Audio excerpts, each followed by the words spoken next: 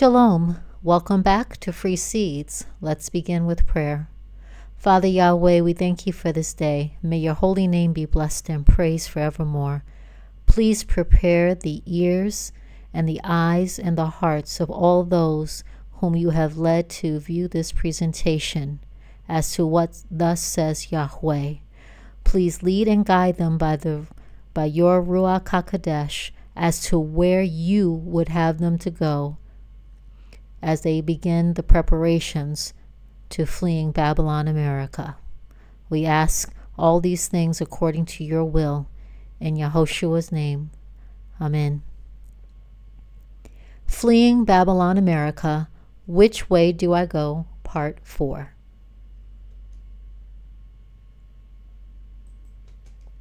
And this is our fair use notice for this whole presentation.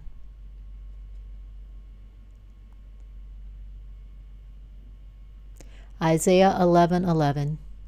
And it shall come to pass in that day that Yahweh shall set his hand again the second time to recover the remnant of his people, which shall be left from Assyria, and from Egypt, and from Pathros, and from Cush, and from Elam, and from Shinar, and from Hamath, and from the islands of the sea. We will be focusing today on Cush. We're looking at Strong's H3568.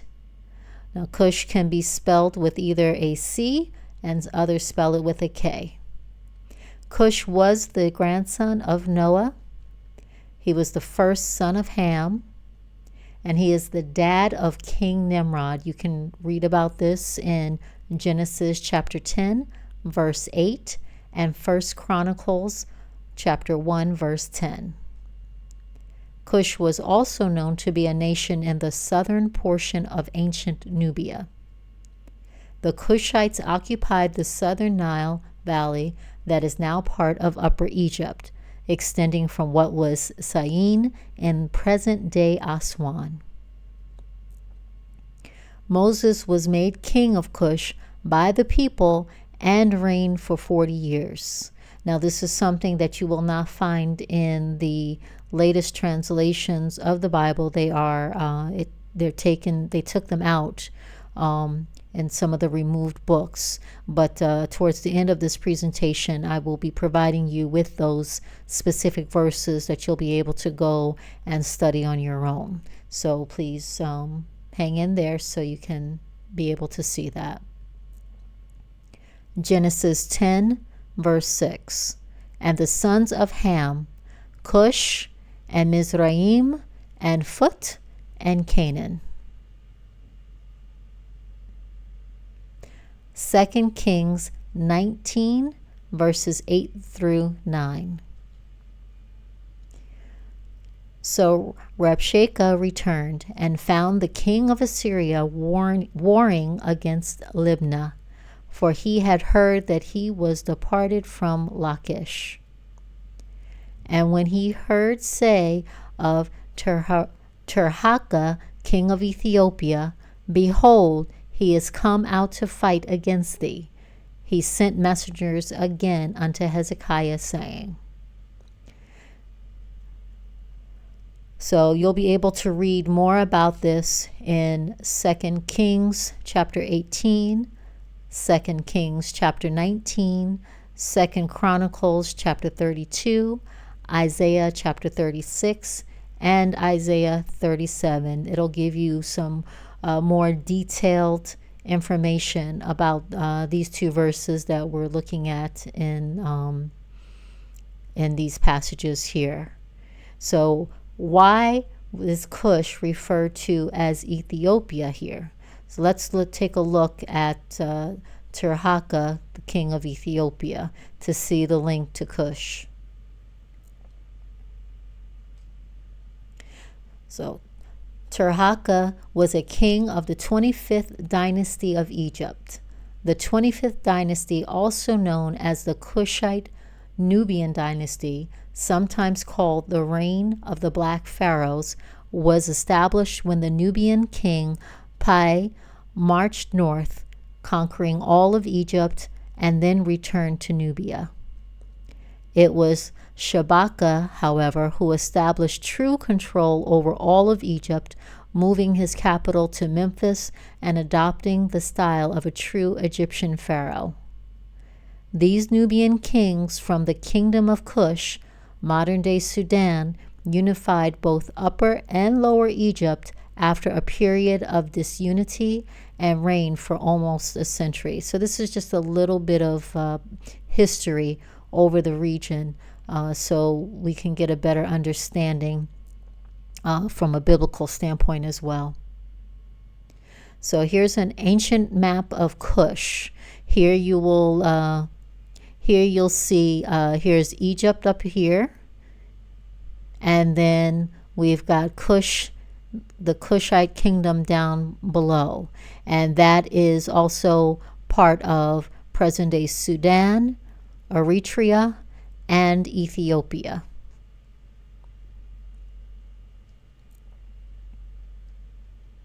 Nubia is an ancient region in the northeastern Africa,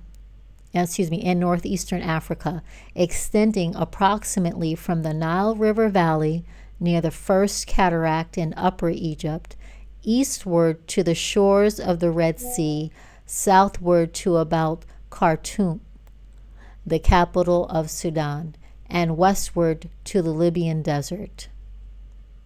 Nubia is traditionally divided into two regions. The southern portion, which extended north to the southern end of the second cataract of the Nile, was known as Upper Nubia. This was called Cush under the 18th dynasty pharaohs of ancient Egypt and was called Ethiopia by the ancient Greeks. Lower Nubia was the northern part of the region, located between the second and the first cataract of Aswan. This was called YHWH.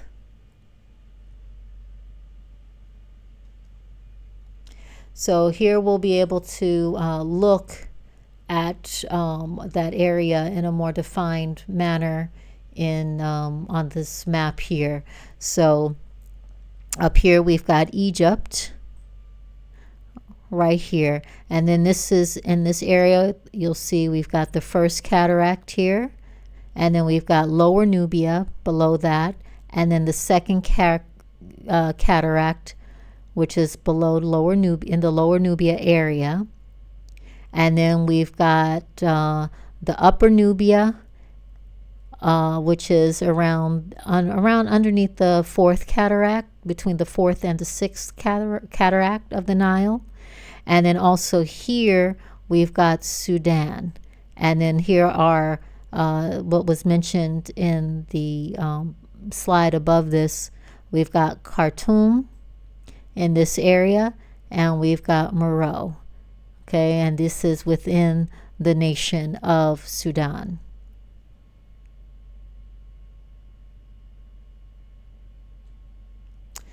Now here, this is a current map of the Red Sea area showing southern Sinai, at least a portion of Egypt, because remember, the true Sinai in the Bible, where Moses was able to get the commandments from Yahweh, is actually over in Saudi Arabia, not in the southern tip of the Sinai, which is located in the Egypt. It just doesn't make sense that the Hebrews would stay within Egypt when the Father was bringing them out of Egypt, out of slavery. So I know this map, you can't see it very well, but don't worry about that. I just kind of wanted to give you a brief visual, but I will have all the links to all of these maps, as well as the links to all of the Bible verses used. Everything that's cited in this presentation is within the description box. So make sure you take a look at that. You'll be able to blow these maps up and have a larger view of this. But I wanted you to be able to see, especially on this map, it's great because it's got more individual cities named on this map within the country of Egypt. Okay, and then also the other thing I like about this map is that it has airport locations on here as well. So you don't have to fly directly into Cairo if you didn't want to. You could get fly into maybe another airport that would be perhaps closer to the destination that you would like to visit or move to, perhaps. So here we have a map of Eritrea. I'm not going to go into too much explanation of these because you do need to take the time and do the research for yourself. And there is absolutely no excuse not to do your research. Again, I will be providing the links to all of these maps, so you will be able to get further detailed information. Please take your time. Do not go based on what I am telling you or anyone else is telling you. Always seek the Father out and ask him, again, where does he want you to go? Because it is important. There's too many videos out here, people saying it doesn't matter, or you can go here, you can go to Europe or wherever, sub-Sahara Africa. But no, that's not what the scriptures are telling us. We have to be within the borders for us to be protected. And then here's a map that you can just look at briefly for Ethiopia. And then here also is, this is for the country of Sudan. Now, keep in mind, a lot of these countries are in, they're in civil war right now. So you will have to do your research as far as a little bit of current events is concerned. But at the end of the day, you're going to have to walk this out on faith. You're going to have to trust the Father to lead you by his RUACH HA'KODESH, because the news media, they want to tell us things that are really not happening. And the only way you're going to know for certain is if you're there. But you need discernment. You need the RUACH HA'KODESH to educate you and lead you where you should go. So earlier I mentioned that Moses was made the king of Cush by the Cushite people. So I just wanted to look at some verses so you can get a better understanding of this. So we'll begin with Exodus 2, verse 11 to 25. I'm not going to read all the verses. I'm just going to give you a brief synopsis of what each area of the Bible verses is speaking about, and you will need to take the time to read this for yourself. All right, so again, Exodus chapter 2, verses 11 through 25. This is where you can find that where Moses kills the Egyptian, and it says that he flees to Midian, which is located in Saudi Arabia.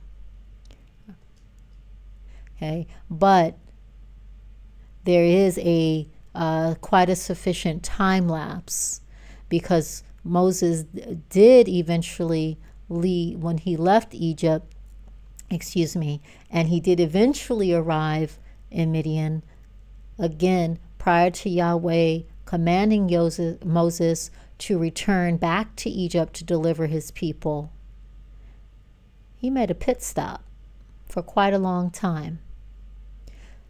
So this is where we're going to begin to see exactly what transpired between the time of Moses leaving Egypt and going over to Midian prior to returning to Egypt. Jasher chapter 71, verses 1 through 16. Moses is 18 when he kills an Egyptian and is placed without the borders of Egypt by an angel of Yahweh. Jasher chapter 72, 1 through 20. War breaks out between the kingdom of Cush and the children of the east and Aram, which is present-day Syria.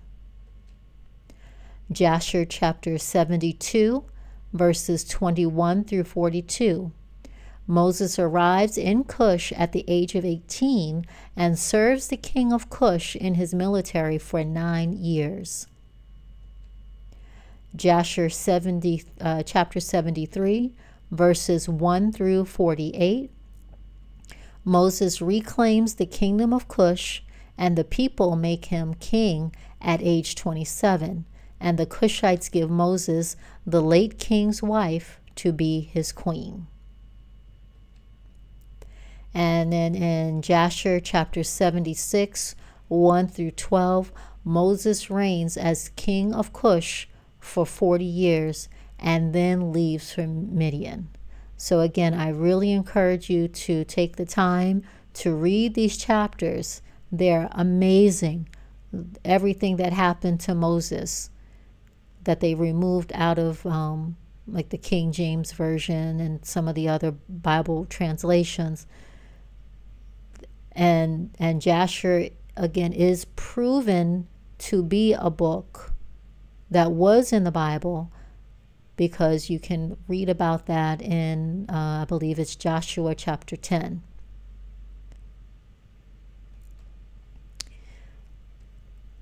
So here's our warning. Isaiah chapter 45, verse 20 through 22. Assemble yourselves and come.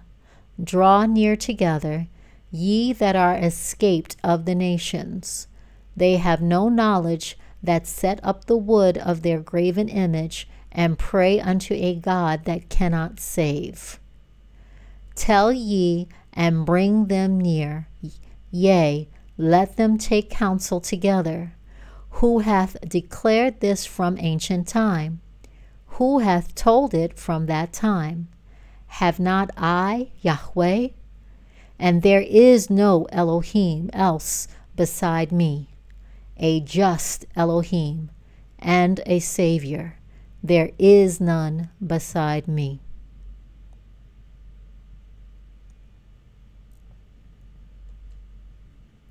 Look unto me, and be ye saved, all the ends of the earth, for I am Elohim, and there is none else. And this is the end of part 4 of Flee Babylon America. Which way should I go? Are you still confused? Stay tuned. Part 5 is coming soon. Shalom.